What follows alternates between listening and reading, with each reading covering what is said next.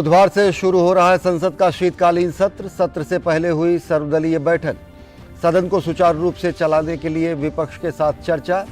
सरकार ने कहा किसी भी प्रमुख विषय पर नियमों के साथ चर्चा के लिए तैयार।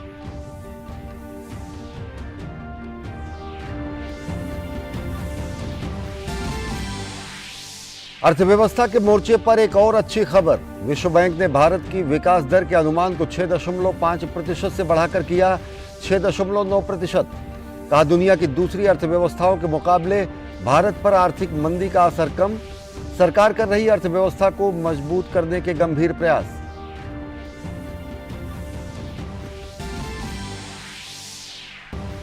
भारत और मध्य एशिया के देशों के राष्ट्रीय सुरक्षा सलाहकारों की बैठक में अफगानिस्तान, आतंकवाद और कनेक्टिविटी पर हुई चर्चा। राष्ट्रीय सुरक्षा सलाहकार अजीत डोभाल ने अफगानिस्तान में आतंकी नेटवर्क के बने रहने पर जताई चिंता। कहा आतंकवादी गतिविधियों में शामिल संस्थाओं को सहायता देने से बचें संयुक्त राष्ट्र सदस्य।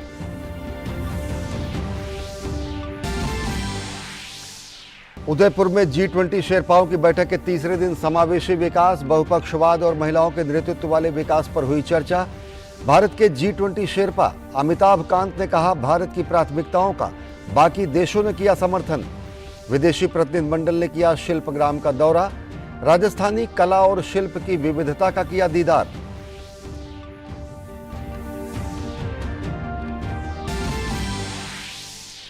दिल्ली नगर निगम चुनाव के लिए बुधवार को होगी वोटों की गिनती। मतगणना के लिए बनाए गए 42 केंद्र। चुनाव आयोग ने की है व्यापक तैयारियां।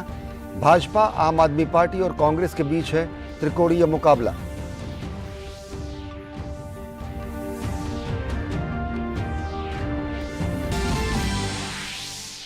मौसम विभाग ने तमिलनाडु में भारी बारिश की चेतावनी जारी की। अंडमान सागर में बने कम दबाव के क्षेत्र की वजह से चेन्नई सहित तटीय आंध्र प्रदेश में हो सकती है भारी बारिश। दिल्ली में कैबिनेट सचिव राजीव गौबा की अध्यक्षता में राष्ट्रीय संकट प्रबंधन समिति की बैठक में हालात की समीक्षा।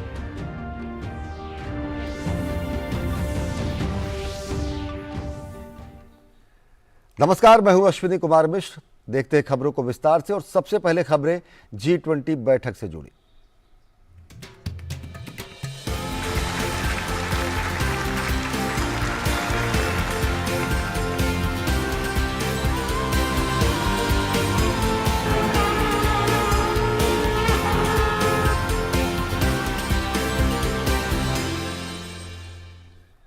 राजस्थान के उदयपुर में भारत की अध्यक्षता में G20 शेरपा बैठक में चर्चाओं का दौर आज संपन्न हुआ। इस दौरान प्रमुख वैश्विक मुद्दों पर विचार विमर्श हुआ। G20 शेरपा अमिताभ कांत ने भारत द्वारा निर्धारित प्राथमिकताओं के प्रति समर्थन जताने के लिए प्रतिनिधिमंडलों का आभार व्यक्त किया। बैठक के बाद सभी प्रतिनिधिमंडल शेरपा शिल्पग्राम गए और उन्होंने भारतीय कला और संस्कृति से वे मंत्रमुग्ध नजर आए। भारत की अध्यक्षता में G20 शेरपा की पहली बैठक में विभिन्न मुद्दों पर 2 दिन का गहन मंथन मंगलवार को संपन्न हो गया। मंगलवार को जिन विषयों पर चर्चा हुई उनमें समावेशी विकास, बहुपक्षवाद और महिलाओं के नेतृत्व में विकास के साथ साथ खाद्य, ईंधन और उर्वरक, पर्यटन और संस्कृति से जुड़े मामले शामिल हैं। G20 शेरपा अमिताभ कांत ने भारत की प्राथमिकताओं पर भागीदारों द्वारा दिए गए समर्थन की सराहना की। We are delighted. First of all, we've been able to give them a great feel and flavor of India. We've been able to put out a very ambitious agenda. We've been able to bring everybody on board, and we've tried to set, as the Prime Minister said, a very decisive, a very ambitious and a very reform-oriented agenda for India. बैठक में शामिल विदेशी शेरपाओं ने अहम मुद्दों पर अपने अपने देश का पक्ष रखा। This was a really important meeting for India because they presented their priorities and they had to convince the rest of the G20 of their priorities, and they did. It was a very strong success for India to showcase their plans for the presidency. And it is a presidency of an emerging market economy, and that is really the focus of India. It was a perfect outcome, and as we expected, India is taking this to the next level and committed to the priorities that they presented, and we wish them the best of luck during their presidency. मूल सत्रों के बाद G20 शेरपाओं और प्रतिनिधि मंडलों के लिए जाने माने शिल्पग्राम का दौरा आयोजित किया गया। शिल्पग्राम की वास्तुकला और प्रदर्शित की गई राजस्थानी कला और शिल्प की विविधता ने सबका मन मोह लिया।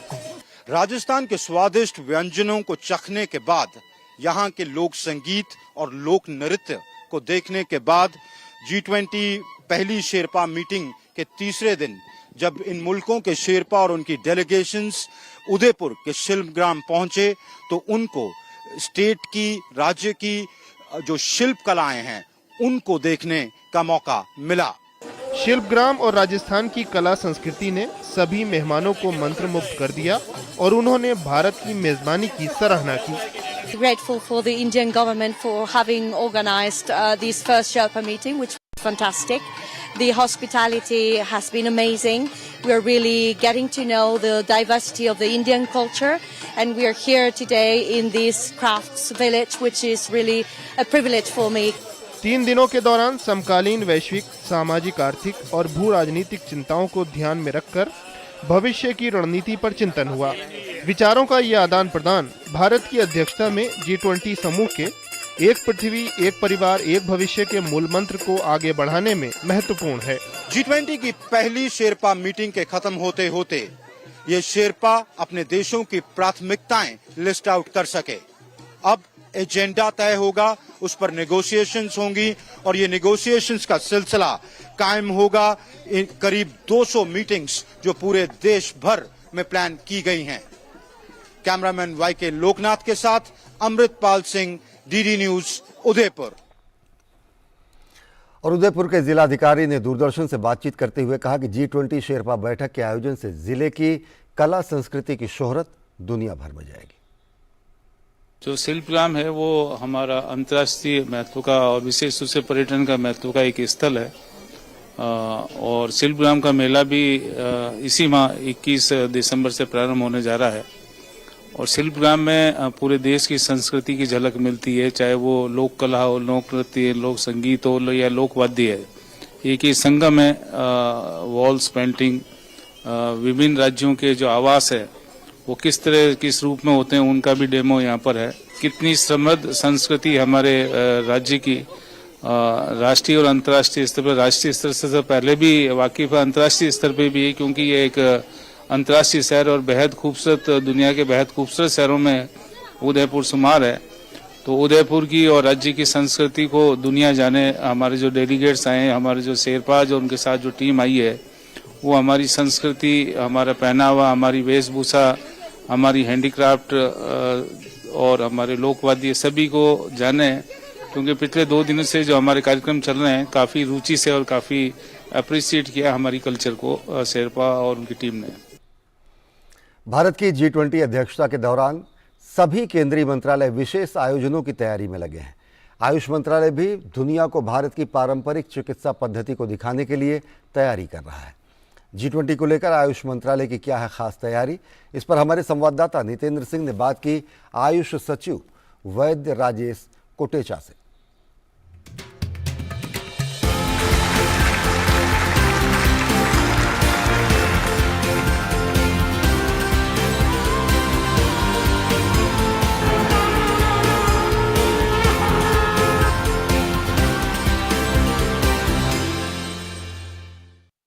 हमारे साथ केंद्रीय आयुष सचिव डॉक्टर राजेश कोटेचा जी हैं। सर, G20 को लेकर किस तरह की तैयारी हो रही है? योजना ये है कि WHO का जो global centre for traditional medicine Bharat में आया है तो उसको कैपिटलाइज करना चाहिए। उसके लिए WHO GCTM के साथ एक और G20 प्रेसिडेंसी ऑफ इंडिया मिलकर के अगस्त में हम एक इवेंट कर रहे हैं और उस इवेंट को हम पूरा दुनिया भर में उनके जो रीजनल सेंटर्स है वहाँ एक पैरेलल इवेंट करके उनसे रिकमेंडेशन लेकर के उसको बहुत अच्छे स्तर पर, काफ़ी बड़े स्तर पर करना चाह रहे हैं। उसकी तैयारी चल रही है। 1 महीने में तिरुवनंतपुरम में है तो उसमें भी स्वास्थ्य मंत्रालय के साथ मिलकर के हम काम कर रहे हैं। और वहाँ जो आएंगे डेलीगेट्स, उनका हमने जो आयुर्वेद के जो श्रेष्ठ हॉस्पिटल्स हैं जो मेडिकल वैल्यू ट्रैवल के लिए अच्छा काम करते हैं उनकी विजिट भी हमने आयोजित करी है।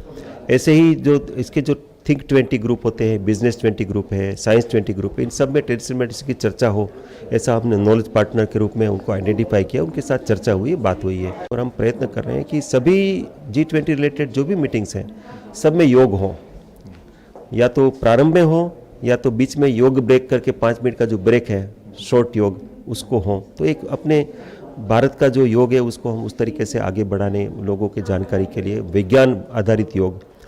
ऐसे ही प्रकृति परीक्षा, जो आयुर्वेद की प्रकृति परीक्षा है, उसको स्टैंडर्डाइज किया हमने। तो सब जगह हम प्रकृति परीक्षा का कियोस्क लगाना चाहते हैं कि इफ दे विश, तो उनको हम प्रकृति परीक्षा करके हम कोशिश करें कि साथ में नाड़ी वैद्य को भी हम वहाँ बैठाएं, वो नाड़ी देखें, उनकी प्रकृति बताएं, उनके रिकमेंडेशन दें स्वास्थ्य के लिए। और साथ में हम कुछ जगहों पर हम पंचकर्म का शोकेस करना चाहेंगे, प्रोडक्ट्स का शोकेस करना चाहेंगे। एक आयुर्वेद आहार जो अभी FSSAI के मिलकर के आयुर्वेद आहार की कैटेगरी जो नोटिफाई हुई है, तो रेसिपीज बेस्ड ऑन ट्रेडिशन, जैसे अभी इंटरनेशनल ईयर ऑफ मिलेट है, तो मिलेट बेस्ड बहुत सारी आयुर्वेद की और यूनानी सिद्धा की रेसिपीज़ है। उन रेसिपीज़ को हम मेन स्ट्रीम में लाने के लिए भी हम प्रयत्न करेंगे, उनको हम ऑप्शन देंगे, कुछ हर्बल टी का ऑप्शन देंगे, इसकी हम तैयारी कर रहे हैं। सर, जैसे प्रधानमंत्री बार बार कहते हैं कि हील इन इंडिया और हील बाय इंडिया, तो उसमें हम आयुष पद्धति को कैसे देखते हैं, कैसे हम G20 में प्रमोट करें ताकि दुनिया को पता चले? जैसे मेडिकल वैल्यू ट्रैवल का जो कॉन्क्लेव है, it is specific effort for heal by India, कि भारत में हम मेडिकल वैल्यू का कितना हमारे पास बड़ा इकोसिस्टम है, कितना क्वालिटी का हमारे पास काम है, उसको हम शोकेस करना चाहते हैं। हील बाय इंडिया के लिए हम जो ये ट्रेडिशनल मेडिसिन का जो अलग अलग फोरम पर चर्चा करेंगे, तो हम कोशिश कर रहे हैं कि एक सेपरेट इकोसिस्टम ट्रेडिशनल मेडिसिन के लिए G20 के अंदर बन जाए, so that we can work on it. और ये इन सभी जो देश हैं, 20 में से 14 देशों के साथ आयुष मंत्रालय का या तो कंट्री टू कंट्री MOU या इंस्टीट्यूट टू इंस्टीट्यूट MOU है। तो हम क्या कोशिश कर रहे हैं कि पैरेलल जो डिस्कशन होगा, कंसल्टेशन होगा, नेगोशिएशन होगा, उसमें हम हमारे ह्यूमन रिसोर्स को उनके देशों में भेज सकें। जैसे ऑस्ट्रेलिया के साथ अभी हमारा जो एग्रीमेंट हुआ, तो योग के प्रोफेशनल को ऑस्ट्रेलिया में वर्क वीज़ा मिलेगा, दैट इज़ एग्रीड अपॉन, वो साइन हुआ। इस प्रकार के इकोसिस्टम बाकी जगह भी हो, उसके लिए हम प्रयत्न कर रहे हैं। कैमरामैन शंभुनाथ मिश्रा के साथ नितेंद्र सिंह, DD न्यूज़, दिल्ली।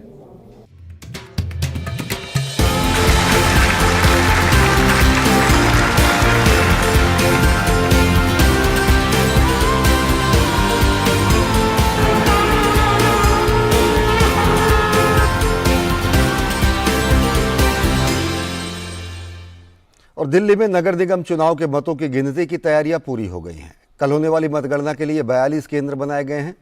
कड़ी सुरक्षा के बीच मतगणना सुबह 8 बजे शुरू होगी। दिल्ली में 4 दिसंबर को हुए MCD चुनाव में 50.48% मतदान दर्ज किया गया था। भाजपा के राष्ट्रीय पदाधिकारियों की 2 दिवसीय बैठक मंगलवार को संपन्न हो गई। भाजपा मुख्यालय में हुई इस बैठक का शुभारंभ सोमवार को प्रधानमंत्री नरेंद्र मोदी ने किया था। समापन सत्र को संबोधित करते हुए भाजपा के राष्ट्रीय अध्यक्ष जगत प्रकाश नड्डा ने पार्टी पदाधिकारियों और सभी प्रदेश इकाइयों से हाउस टू हाउस संपर्क करने का आह्वान किया। उन्होंने कहा कि कार्यकर्ताओं को हर घर के साथ भावनात्मक संबंध स्थापित करने चाहिए। उन्होंने कहा कार्यकर्ताओं को घर घर जाकर केवल पार्टी का पर्चा पकड़ाना नहीं है, बल्कि उनके साथ चर्चा भी करना है, उनकी समस्याओं को समझना भी है और उसके स्थायी निदान की दिशा में सहयोग भी करना है। मध्य प्रदेश के बैतूल जिले में बोरवेल में गिरे बच्चे को बचाने के लिए राहत एवं अभियान जारी है। घटना माडवी ग्राम की है, जहां 8 साल का तन्मय साहू ये बच्चा खेत में खेलते समय बोरवेल में जा गिरा। घटना की सूचना मिलते ही SDRF की टीम को मौके पर भेजा गया है। टीम बचाव कार्य में लगी हुई है। बच्चे तक ऑक्सीजन पहुंचा दिया गया है। पूरे अभियान की निगरानी स्वयं मुख्यमंत्री शिवराज सिंह चौहान कर रहे हैं। मुख्यमंत्री CMO और जिला प्रशासन के अधिकारियों के साथ लगातार संपर्क में हैं और ऑपरेशन के लिए महत्वपूर्ण दिशा निर्देश दे रहे हैं। लीवर के उपचार के लिए प्रतिष्ठित institute of liver and biliary sciences के दीक्षांत समारोह में आज प्रतिभावान चिकित्सकों को सम्मानित किया गया। इस मौके पर लोकसभा स्पीकर ओम बिरला, उपराज्यपाल विनय कुमार सक्सेना सहित चिकित्सा जगत की जानी मानी हस्तियां मौजूद रहीं। इस मौके पर लोकसभा स्पीकर ओम बिरला ने गहन अध्ययन, शोध व प्रशिक्षण के बाद संवेदना, समर्पण के साथ देश व मानवता की सेवा के लिए निकले इन चिकित्सकों को भविष्य की शुभकामनाएं दी। उन्होंने इस बात पर जोर दिया कि अनियंत्रित जीवन शैली व खान पान के कारण लीवर रोग तेजी से बढ़ रहे हैं और इसके प्रति अंतिम छोर तक जागरूकता पैदा करने की जरूरत है। साथ ही जनमानस की भ्रांतियां दूर कर अंगदान को बढ़ावा देने की भी आवश्यकता है।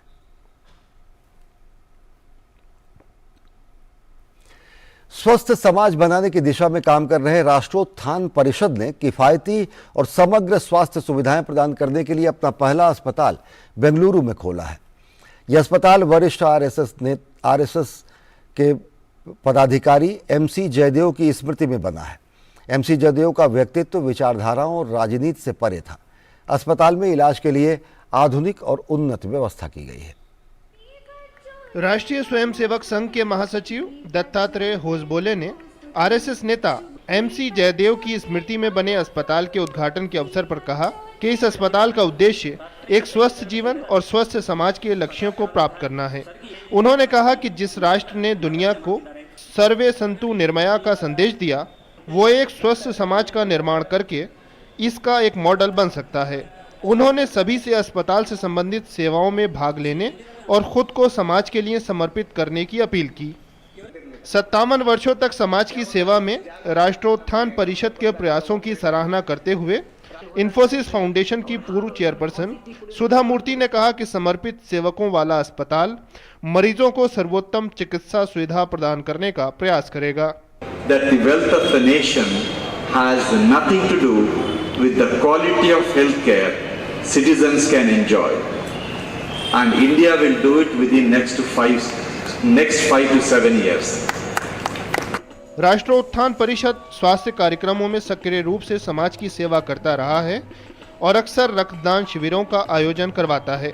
कोरोना के दौरान कई स्वयंसेवकों ने कोरोना मरीजों की मदद की। इस अस्पताल में 15 निजी वार्ड और 160 बिस्तरों वाला यह अस्पताल मल्टी स्पेशलिटी सुविधाओं से लैस है। Bureau report, DD news. और वाराणसी में चल रहे काशी तमिल संगमम का आयोजन काशी हिंदू विश्वविद्यालय और IIT मद्रास के सहयोग से किया जा रहा है। इस कार्यक्रम के माध्यम से एक भारत श्रेष्ठ भारत का संदेश दिया जा रहा है।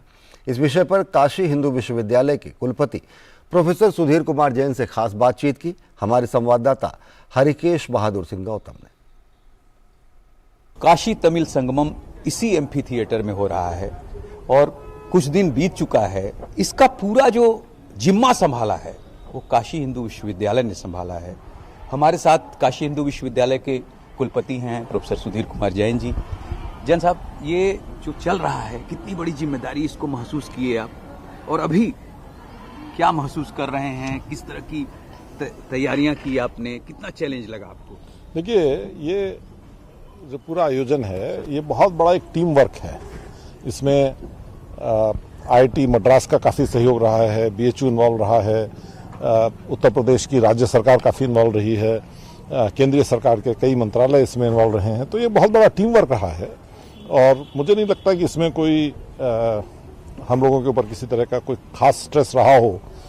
काशी हिंदू विश्वविद्यालय और काशी तमिल संगमम के लिए कितना बड़ा ये आप उपलब्धि मानते हैं? ये बहुत बड़ा अपॉर्चुनिटी रहा यूनिवर्सिटी के लिए कि इसमें हम सामान्य जन से जुड़ सके। काशी के काफ़ी लोग यहाँ पर आ रहे हैं और तमिलनाडु से काफ़ी लोग आ रहे हैं और इसके अलावा काफ़ी डिस्टिंग्विश्ड लोग, काफ़ी प्रोमिनेंट लोग यहाँ पर आ रहे हैं। ये किसी भी यूनिवर्सिटी की जो रेपुटेशन बनती है उसमें उस यूनिवर्सिटी में किस तरह के लोग आते हैं, किस तरह के लोगों का उस यूनिवर्सिटी से जुड़ाव होता है, इसमें इसका काफ़ी योगदान रहता है। ये शिक्षा मंत्रालय ने इसमें पहल की। एक भारत श्रेष्ठ भारत के तहत आता है, काशी के सांसद हैं प्रधानमंत्री, तो ये क्या वो मैसेज ये फुलफिल कर देगा जो प्रधानमंत्री चाहते हैं? पूरा मैसेज तो इतना बड़ा है कि वो करने में बहुत समय लगेगा। देश को अगर ये समझना है कि हम सब एक हैं, एक साथ काम करना है, एक साथ जुड़ना है और एक ही दिशा में पूरे देश को पॉजिटिव तरीके से आगे ले जाना है, ये बहुत बड़ा कार्य है और इस कार्य में इस आयोजन का एक काफ़ी कंट्रीब्यूशन रहेगा, इसमें मेरे को कोई संदेह नहीं है। ये मकसद जो है एक भारत श्रेष्ठ भारत का, वो पूरा तो नहीं हो पाएगा, लेकिन एक अच्छी पहल है, बड़ी पहल है, ऐसा मानना है वाइस चांसलर साहब का। कैंप पर्सन मनोज कुमार साहनी के साथ doctor Harkesh Bahadur Singh Gautam, DD news, amphitheatre, Kashi Hindu Vishwavidyalaya, Varanasi. Varanasi में काशी तमिल संगमम में शिव भक्त और तमिलनाडु वासी लगातार तमिलनाडु से वाराणसी पहुंच रहे हैं। तमिलनाडु से वाराणसी आए एंटरप्रेन्योर्स का जोरदार स्वागत किया गया। इन शिव भक्तों ने काशी विश्वनाथ मंदिर में दर्शन किए और इसके बाद शंकराचार्य चौक पर पहुंचकर भक्तों ने बड़े ही भक्ति भाव से शिव की स्तुति की। महिलाओं ने नृत्य भी किए।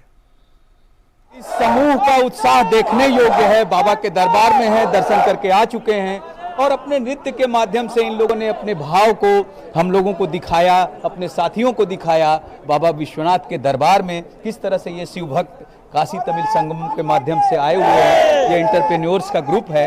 आप लोग ये नृत्य के माध्यम से क्या बताना चाह रहे हैं? हर हर महादेव, ये बहुत खुशी हो गया।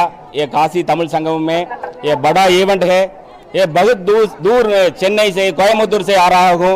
இந்த காசிக்கும் தமிழகத்துக்கும் எப்படிப்பட்ட உறவு இருப்பது என்பதை மகாகவி பாரதியார் கண்ட கனவு இன்று நிறைவேற்றிக் கொண்டிருக்கிறது. இந்த தேசத்தினுடைய ஒருமைப்பாட்டை இழக்கக்கூடிய ஒரு அற்புதமான பகுதி இந்த காசி தமிழ் தங்கம். இந்தியா மக்கள் அனைவரும் வருகின்ற ஒரு அற்புதமான இடம் இந்த காசி தமிழ் சங்கம்.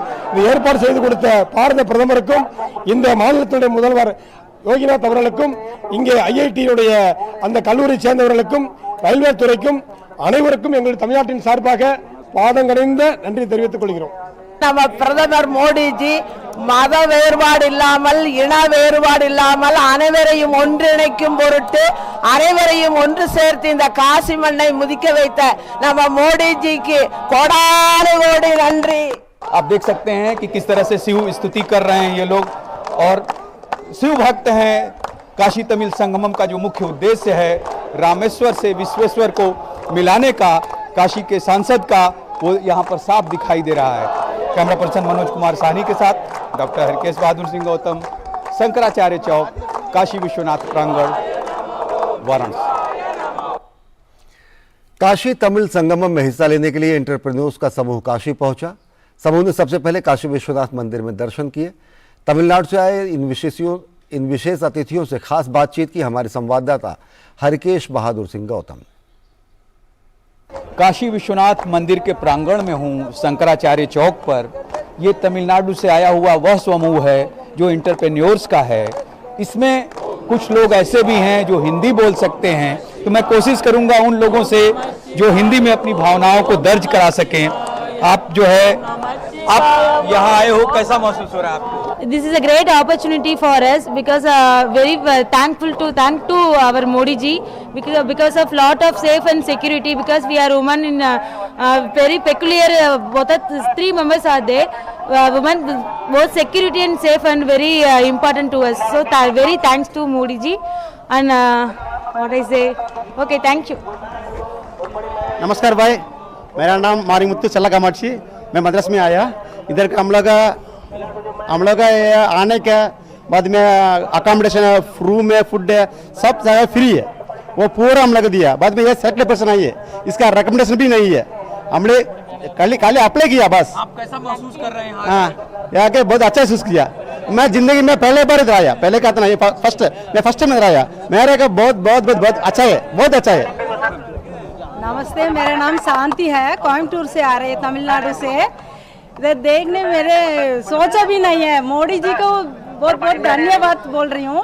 मेरा बेटी भी आया इधर, क्या बोलना, मुझे कुछ नहीं आ रही है। I have no words to say because this is my dream to come to this place, and within 10 minutes I am able to see that Shivan Lingam, so I am so blessed to have him. आप देख सकते हैं कि किस तरह से शिव स्तुति कर रहे हैं ये लोग, और शिव भक्त हैं। काशी तमिल संगमम का जो मुख्य उद्देश्य है रामेश्वर से विश्वेश्वर को मिलाने का, काशी के सांसद का, वो यहाँ पर साफ दिखाई दे रहा है। कैमरा पर्सन मनोज कुमार साहनी के साथ डॉक्टर हरकेश बहादुर सिंह गौतम, शंकराचार्य चौक, काशी विश्वनाथ प्रांगण, वाराणसी। और भारत और बांग्लादेश के बीच सुरक्षा और सीमा प्रबंधन से जुड़े संयुक्त कार्य समूह की 18वीं बैठक मंगलवार को संपन्न हुई। बैठक 2 दिवसीय बैठक रही और इस बैठक में भारतीय प्रतिनिधिमंडल का नेतृत्व गृह मंत्रालय में अतिरिक्त सचिव पीयूष कुमार गोयल और बांग्लादेशी दल का नेतृत्व वहां के गृह मंत्रालय के अतिरिक्त सचिव ने किया। बैठक के दौरान सीमा पर बाड़बंदी, अंतर्राष्ट्रीय सीमा के 150 यार्ड के अंदर विकास कार्य, घुसपैठ नियंत्रण के लिए द्विपक्षीय सहयोग जैसे मुद्दों पर चर्चा हुई। मोरक्को ने फीफा विश्व कप इतिहास में पहली बार क्वार्टर फाइनल में स्थान बनाया। उसने प्री क्वार्टर फाइनल में 2010 की चैंपियन टीम स्पेन को पेनाल्टी शूटआउट में हरा दिया। स्पेन की टीम को लगातार दूसरी बार प्री क्वार्टर फाइनल में हार का सामना करना पड़ा। निर्धारित 90 मिनट तक एक भी गोल न होने के बाद मैच एक्स्ट्रा टाइम में पहुंच गया। एक्स्ट्रा टाइम समाप्त होने के बाद भी जब स्कोर 0-0 रहा तो फिर नतीजा पेनाल्टी शूटआउट से हुआ। मोरक्को ने पेनाल्टी शूटआउट में स्पेन को 3-0 से हरा दिया। हिंदी समाचारों के इस बुलेटिन में फिलहाल इतना ही। देश और दुनिया की ताज़ा तरीन खबरों के लिए देखते रहिए डीडी न्यूज़। नमस्कार।